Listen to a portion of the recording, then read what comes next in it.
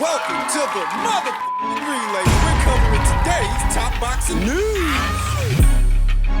Okay, we'll start with this. It appears that former IBF super featherweight champion of Philadelphia, Tevin Farmer, will be coming out of retirement, returning to action. In truth, he's been on the comeback trail a while, trying to break back into the sport of boxing. He'll be opposite the ring, Avery Sparrow, June 24th in Philadelphia. Well, a couple of failed attempts to make a Mickey Bay fight. They tried to do it independently, then they tried to get Black Prime involved. It was supposed to go down on the undercard of Adrian Broner's next fight, but we know things didn't work out between Adrian and Black Prime. In any event, Tevin is going to be returning to action June 24th, and on the undercard, which is what really brings us here, unbeaten up-and-comer from Philadelphia, Liana Cruz, will be returning to action. Opposite the ring, Amy Salinas, for what is a lesser version of a WBA title, the WBA Americas title. It's unclear at this time at what weight the contest will be fought. Liana Cruz seems to campaign anywhere in between super flyweight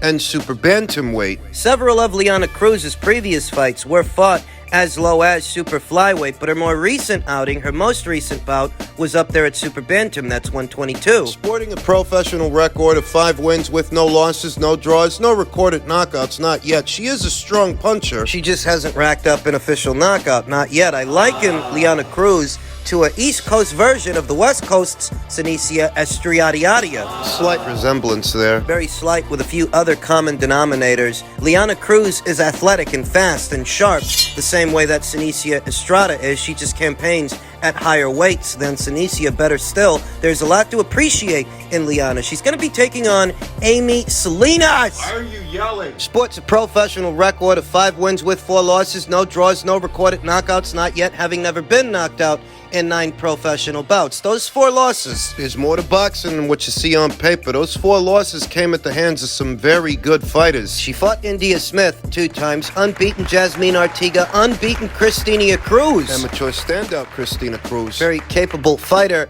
in Canada's own McKenna Tansley. Amy Salinas has been matched very tough. That's what I see. A couple of those losses were split decision losses, close contests. She's only won 2 of her last 6 fights, but her last 6 fights, many of them were against very good fighters. She's coming off a win over Ashley Cizente. A unanimous decision win in what was billed as an 8-rounder. Having fought 2 times last year and having already fought 3 times. You heard that right. 3 times this year. Once in January, then again in March, more recently in May. She ain't got no ring rust to have to shake off. She'll be as sharp as she's going to be. Liana Cruz, she debuted as a professional in September of 2021, fought 2 times last year and 2 times this year. Last in action in April of this year against veteran journeywoman Simone De Silva. Liana Cruz is one of Ring IQ's top prospects to watch in the year of 2023, and she'll be opposite the ring Amy Salinas, a short fighter, a portly fighter,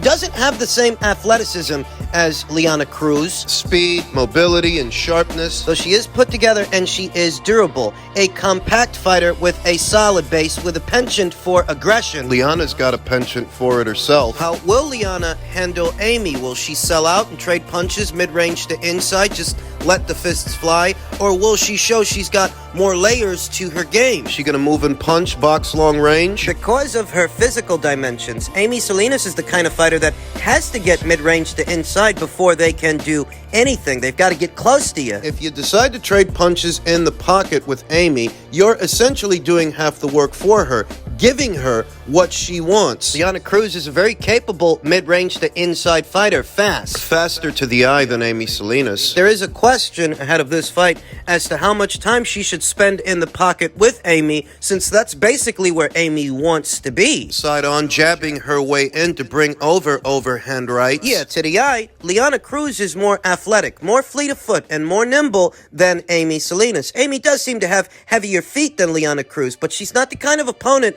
that you want to take for granted. If you've got advantages over this fighter, you got to use them. I don't have any presuppositions ahead of this match because unbeaten fighters, even talented ones, can be shocked, can be surprised. Liana's very good in the pocket. Capable to a degree, though. So is Amy Salinas. Amateur standout Christina Cruz, she elected to box and punch Amy Salinas. Pot-shotting her from the outside, moving lateral on the perimeter of the ring. She didn't engage her. Tried not to spend too much time in the pocket, using her mobility, her height, and her length to pot-shot Amy Salinas on the way in long distance. Will Liana Cruz employ a similar strategy, or will it be more of a dogfight, a gunfight?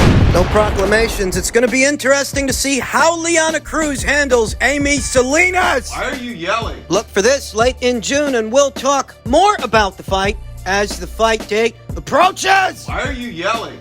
Men's middleweight news. Carlos Adames on Jermall Charlo. He's going to avoid me his whole career. We've talked about how Carlos Adames, the WBC's interim champion late last year, actually petitioned the WBC to issue out an order for a fight between them, and his petition was denied. On a daily basis, Adames sweats profusely as he continues to put the finishing touches on an arduous training camp while he's grateful for Williams stepping up to the plate. Candidly, Adames wishes that Jermall Charlo, the WBC's full title holder, were the one standing across from him on the 24th of June. I prefer that fight, said Adames to Fight Hype, but I don't believe he'll ever take it because he's a chicken. Fight fans are often lambasted for the verbiage they use in reference to pro boxers, pro fighters, but look at what they have to say about each other. Look at what Adames says about Charlo. Is it wrong to sympathize with him? You often hear it said in this business that there's no such thing as ducking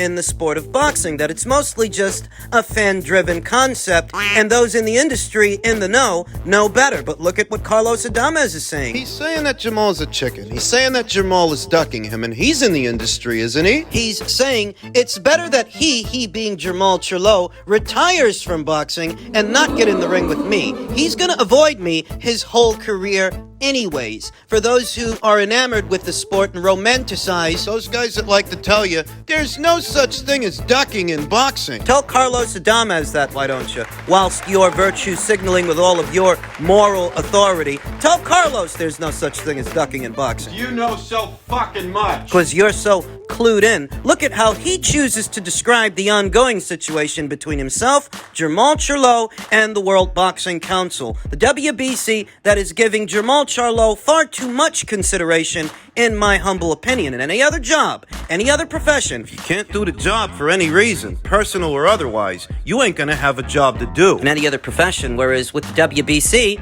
them recognizing Jermall as their champion instead of stripping him, the level of consideration he's getting is unethical. WBC's president, Mauricio Suleiman, says we'll support Jermall Charlo unconditionally. He had a serious mental health episode. The risk of sounding unsympathetic to the plight of Jermall Charlo, you are in effect alienating not just Carlos Adames, but any and every fighter that's paying you sanctioning fees in order to achieve a rank in your rank standings. They're not paying you to be paying you. They're not paying you for no reason. They're paying you on the premise that they'll climb up those ranks and get to fight for a title. His title. The one he's holding hostage, has been holding hostage for the last 2 years. If you want to give him that level of consideration, you should waive all sanctioning fees from all the fighters that are in your rank standings, because they shouldn't have to pay you for a fight you're not going to order. Carlos Adames shouldn't. Why should you get a slice of his fight purse if you're not going to order the fight he's paying you to order? He's not WBC interim champion for no reason. Mauricio Suleiman was quoted as saying, basically, in 2021, Charlo was ready for a big fight with Jaime Munguia. That was never finalized. Then Munguia didn't want to fight with Carlos Adames in a final eliminator, and Charlo accepted a fight with Maciej Suliacki. And Adames was ordered to fight for the interim title, so the title can have activity. Munguia leaves negotiations, and Charlo gets injured. While recovering from his injury, Charlo suffered a mental health issue. When Charlo was recovering from his injury, he suffered a mental health episode, a serious, important one, Suleiman explained. If people want to be yelling and kicking because I didn't strip him from his title for not fighting, Just cut the fucking crap, alright? if you walk into your job tomorrow and you can't do it because of what you've got going on at home, you're gonna get fucking fired. Don't expect me to cry these guys that make 6 figures a fight a river. I'm not gonna do it. No way. Ordinary folks have the same responsibilities to do their job that he's got. Suleiman continued, if people want to be yelling and kicking because we didn't strip him from his title for not fighting, that is the reason we will be supporting him unconditionally. This is why there is an interim title, so there can be activity in the division. But we will always support our champion in the good times and even more so in the bad. Oh, that's poetic. And pathetic if you're Carlos Adames, because he didn't become WBC interim champion just to become interim champion. He did that on the premise that it would get him a Charlo fight. He did that on the premise that at some point he'd get to fight for the full title, and you're the one standing in the way of that. You're not doing your job, and you're not making Charlo do his. Likely because they're paying you. They're giving you some form of cash incentive to allow Jamal to hang on to that belt while he's not fighting. I ain't got no hair on my tongue. You're getting bribed. You see more value in allowing Jamal to hang on to that belt, even if he's not fighting, than giving it to Carlos Adames. Yeah. That's what's going on. That's what it is. We want him to fight, to defend his title, Suleiman said. We want him to come back, or in a 10-round fight, we will support him. And then we hope that a fight can be made with Adames, WBC interim champion, to unify the title, or a fight with Munguia would be amazing. We would approve it, without a doubt. Do you hear that? They're talking about putting Carlos on the back burner for Jaime, who's done fuck all to earn a title shot. Recently, Charlo said that he had a call with Demetrius Andrade and they want to fight. Jamal even said that he wants to fight Andrade without a tune-up fight. Suleiman said he would approve of that fight. Yes, Suleiman replied. Without a doubt, Andrade has demonstrated that he is a great fighter. Andrade's last fight was at super middleweight. Yeah. You would let Demetrius Andrade, you would let Jaime Munguia skip Carlos Adames in the queue, even though he's the interim champion? Then what's he giving you sanctioning fees for? Aren't you getting a slice of his upcoming fight with former champion Julian Williams? Why should he pay you? Jaime is a great fighter, Suleiman said. I like him a lot. I respect him. His fight with Charlo was ready. Unfortunately, there were problems between the broadcasting platforms that sometimes negotiations stop. Munguia has been fighting above the 160-pound limit, and we have been criticized for keeping him as the #1 contender in the rankings. But if they, Charlo and Munguia, want to fight, I will keep doing everything that is possible for it to happen. Even if it alienates your interim champion. Jamal Charlo has not fought in approximately 2 years, and Oscar De La Hoya himself brought that up when he tweeted, "Twin Charlo, WBC Boxing, it's been 2 years since the title has been defended. Jaime Munguia is ready and now on. June 10th, live on DAZN against Sergey Derevyanchenko. He will be one step closer to that title you are holding hostage." Is Jaime Munguia deserving of a title shot? I don't think so. I think he should have to go to Carlos in order to get one. Earn one. But Oscar raises a valid point that the WBC title at middleweight is being held hostage, and the WBC themselves are complicit with its ransom. Bastards. Carlos might as well chuck that interim title. It's not going to get him anywhere. It doesn't seem to be getting him anywhere. If the WBC would actually allow both Jaime and Demetrius to skip ahead of him in the queue to challenge Jamal, Then what's the use of that trinket title? What's the use in paying these people sanctioning fees to keep it? It's not getting you anywhere. you might as well chuck that title and set your sights on another. Perhaps the WBO title that Yanibek Alimkhanalai. Carlos Adames has been saying he wants a fight with him, and Yanibek needs good fights, good opponents. At the risk of restarting the mandatory process, you must remember the WBC's talking about allowing Jamal to defend the title against 2 other fighters not named Carlos Adames. It's ridiculous.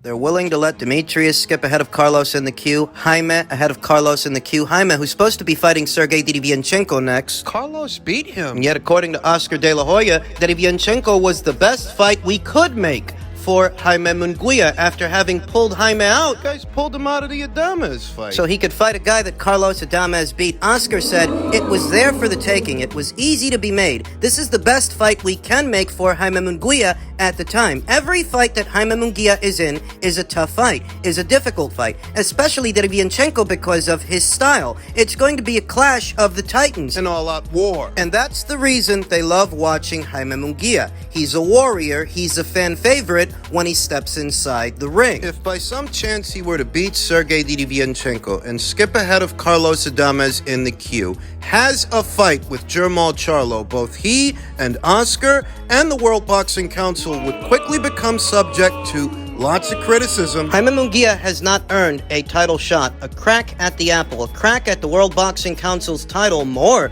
than Carlos Adames. He's the interim champion. What is the function of the interim title if guys can skip ahead of Carlos in the queue? What the hell's it all for? People know that Derevyanchenko is going to come to fight. He's a dangerous fighter. People know it's going to be a tough fight, a difficult fight, said De La Hoya. Jaime Munguia is a fan favorite and a special fighter. He's only getting better, stronger, faster, and wiser. It will be an all-action-packed fight. Hopefully, we'll have Munguia moving on to bigger and better things. And it is true, Munguia versus Derevyanchenko will be an action fight because they're both action fighters, though it's hardly true that this was the best fight to make. The best fight to make at the time was Munguia versus Adames. Charlo before that, but you pulled him out of those negotiations. The main reason that Jaime Munguia is able to operate with this level of impunity is because it's the one thing that boxing fans agree on. You know, boxing fans, they can't agree on anything, but they agree on this. Jaime is protected. Set to face Sergey Derevyanchenko, Sergey who says he wants to steer away from the judges. He is aiming to knock out Jaime Munguia, though after 4 professional losses. Can he do it? Hard fight with Daniel Jacobs and Gennady Golovkin and Charlo. More recently, Carlos Adames, now Jaime Munguia. Good luck with that. I don't want a decision, said Derevyanchenko to BoxingScene.com during an interview. I lost a decision to Daniel Jacobs, Gennady Golovkin, and every guy. It's a close fight, and you don't know who wins. I don't want a decision. He can't win on the cards. Many people already feel that Australia's own Hennis Dogan, Dennis Hogan. he already unofficially gave Jaime his first professional loss years ago. Many people felt that Dennis had done enough to win the fight, but Jaime got a gift. If the same thing happens with Sergey Derevyanchenko, if he puts up a great fight but it goes to the cards, it won't matter. He won't get a decision. They'll give it to Jaime. The same Jaime that the World Boxing Council would allow to fight Charlo, thereby skipping Carlos Adames in the queue. They're not a part of the solution. They're a part of the problem. And so is Jaime. All these guys, if you're wondering why the middleweight division isn't what it used to be, That's why. it's because Jaime Munguia is protected. It's because the World Boxing Council is complicit in Charlo holding the title hostage. It's because you got a lot of guys there. They don't want to fight nobody. They don't want to fight each other. That's why. The one guy that does want to fight, he gets treated like a stepchild. That's why. That's what's going on. The World Boxing Council is complicit. They are just as much a part of the problem as everybody else. They should have labeled Charlo a champion in recess a long time ago. As soon as they realized that he was going through some stuff and he wouldn't be able to fight, That's what they should have did.